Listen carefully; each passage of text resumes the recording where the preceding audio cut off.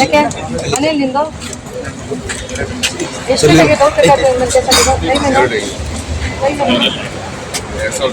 ನಿಮಗೆ ನೈಟ್ ಹೊತ್ತು ಇದೇ ನಿಮ್ಗೆ ನೈಟ್ ಹೊತ್ತು ಜಮ್ಗಳ ನೀವೆಲ್ಲ ನೈಟ್ ಹೊತ್ತು ಓಡಾಡ್ಕೊಂಡು ಡೌಟ್ ಆಗಿ ಬರುತ್ತೆ. ನಿದ್ದೆ ಬರೋಂಗಪ್ಪ. ಯಾಕೆ ಮಧ್ಯರಾತ್ರಿ ತೋರಾಡೋದು? ಹೌದು, ಮಧ್ಯರಾತ್ರಿ ತೋರಾಡ್ದಾಗ ಏನಾದ್ರು ಸಂಶಯ ಬಂದು ಕೇಳ್ತೀವಿ, ತಪ್ಪೇನಿದೆ. ನಮ್ಗೊಂದು ಟೈಮ್ ಸಿಕ್ಕ ಸರ್ ನಿದ್ದೆ ಮಾಡ್ತೀವಪ್ಪ. ನೀವು ನೀನೇನಪ್ಪ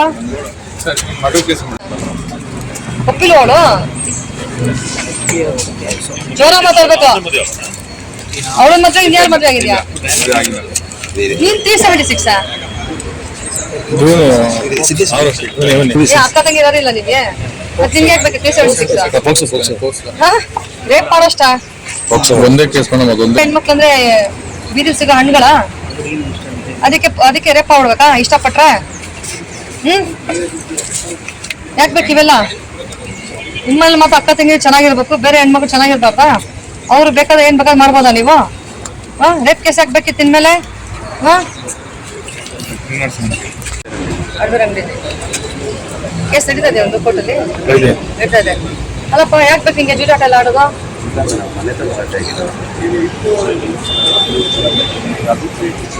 ಏನಪ್ಪ ನಿನ್ ಮೇಲೆ 323, 324, 353, 504, 506, 307 ಅಷ್ಟೊಂದು ಬಿಲ್ಡಪ್ಪ. 307 307 ಎಷ್ಟು ಜನ ಎಲ್ಲ ಕೇಟಿ ಆಗ್ತಾನ? ಅದು 87 ಯಾಕಪ್ಪ? ಯಾಕೆ ದುಡ್ಡೆಲ್ಲ ಜೂಜಾಟಕ್ಕೆ ಬೀಳಿಸ್ಬೇಕಂತಾನ? ಯಾಕೆ ದುಡ್ಡು ಇರಲ್ಲ ಮನೇಲಿ? ಜೂಜಾಟಕ್ಕೆ ಹಾಕ್ಬೇಕು ಎಷ್ಟೊತ್ತೆ? ಜೋರ ಮಾತಾಡ್ಬೇಕು. ಆಡದಲ್ಲೇ ಮತ್ತೆ ಹಾಕ್ಬಿಟ್ರ ನಿಮ್ಮೇಲೆ ಕೇಸು? ನಿನ್ನ ಹೆಸರು ಯಾಕಪ್ಪ? ದುಡ್ಡು ಜಾಸ್ತಿ ಇದೆಯಾ? ಏನ್ ಕೆಲಸ ಮಾಡ್ಕೊಂಡಿದ್ಯಾ? ಯಾವ ಕಂಪನಿ? ಜಾಸ್ತಿ ದುಡ್ಡು ಬರುತ್ತಾ ಜೂಜಾಟಕ್ಕೆ ಹಾಕಿ? ಯಾಕೆ ಬೇಕಿತ್ತು? ದುಡ್ಡು ತಿಂದ್ರೆ ಆಗಲ್ವಾ? ಸಂಸಾರ ನಡ್ಸಕ್ ಆಗಲ್ವಾ? ಇದೆಲ್ಲ ಬೇಕಾಗಿಲ್ಲ ನಿಮ್ಗೆ ಯಾರಿಗೂ. ಏನೋ ಲಾಭ ಇದೆಯೇನಪ್ಪ? ಒಂದ್ಸರಿ 2 ಸರಿ ಗೆಲ್ತೀರಾ ಅಷ್ಟೇ, 3 ಸರಿ ಸೋಲ್ತೀರಾ. ಆ ಹುಚ್ಚು ಹಿಡ್ಬಿಡುತ್ತೆ ನಿಮ್ಗೆ, ಆ ಗ್ಯಾಮ್ಲಿಂಗ್ ಅನ್ನೋ ಹುಚ್ಚು ಹಿಡ್ಬಿಡುತ್ತೆ ನಿಮ್ಗೆ. ಅದು ಇಟ್ಕೋಬೇಡಿ. ಅದು ಬದಲು ಆ ದುಡ್ಡನ್ನ ನಿಮ್ಮ ಫ್ಯಾಮಿಲಿಗೆ ಹಾಕಿ, ಎಜುಕೇಶನ್ಗೆ ಹಾಕಿ. ಜಾಸ್ತಿ ಫ್ಯಾಮಿಲಿ ಇಲ್ವಾ? ಅನಾಥಾಶ್ರಮಕ್ಕೆ ದುಡ್ಡು ಕೊಡಿ ಹೋಗ್ಬಿಟ್ಟು. ಅಟ್ಲೀಸ್ಟ್ ನಿಮ್ಮ ಹೆಸರು ಹೇಳ್ಕೊಂಡು 4 ಜನ ಊಟ ಮಾಡ್ತಾರೆ.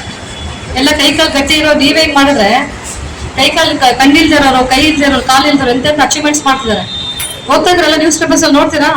ಈಗೆಲ್ಲ ಯೂಟ್ಯೂಬಲ್ಲೆಲ್ಲ ನೋಡ್ಬೇಕಲ್ಲ ನೀವೆಲ್ಲ. ವಾಟ್ಸಪ್ಪಲ್ಲಿ ಯೂಟ್ಯೂಬಲ್ಲೆಲ್ಲ ರೀಲ್ಸ್ಗಳು ಬರ್ತವೆ. ಈ ಕೈ ಇಲ್ದಿರೋರು, ಕಾಲು ಇಲ್ದಿರೋರು, ಕಣ್ಣಿಲ್ದಿರೋರೆಲ್ಲ ಎಂತೆಂಥ ಅಚೀವ್ಮೆಂಟ್ಸ್ ಮಾಡಿದ್ದಾರೆ, ಎಂಥ ದೊಡ್ಡ ವ್ಯಕ್ತಿಗಳಾಗಿದ್ದಾರೆ.